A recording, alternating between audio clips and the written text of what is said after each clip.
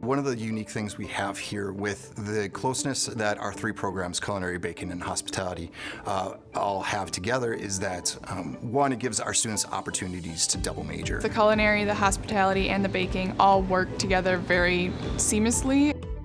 I started with the culinary, and then like a semester or two in, I added the hospitality, and then I now have added the baking program to it. Really, it was only a couple extra credits here and there. It gave me more skills for the future workforce. When you're running a restaurant, knowing how to cook is great, but it's also really important that you have that management background.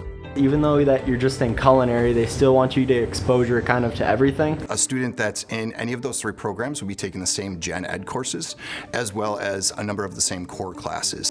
Many of our classes are also with the culinary and baking program, such as like food, beverage, and labor cost control we work through as well. So we're all working together for the common goals in the classes. When they graduate from the program, I like to remind our students they are not a master of any one skill, but hopefully while they've been here, what we've been able to do is introduce them to just the many different fields that they could pursue.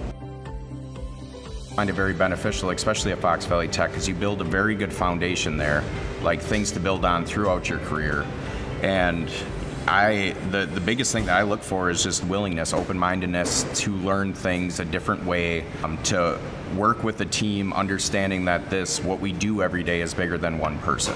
It takes a number of restaurants, it takes hotels, it takes the tourism boards, all to work together. And I really think that that combination of all of the different fields, being able to work together is something that our students will get. You just never know where you're going to end up. You might be teaching someday, you might be working in the front of the house, you may be in charge of the bake shop and the bakers.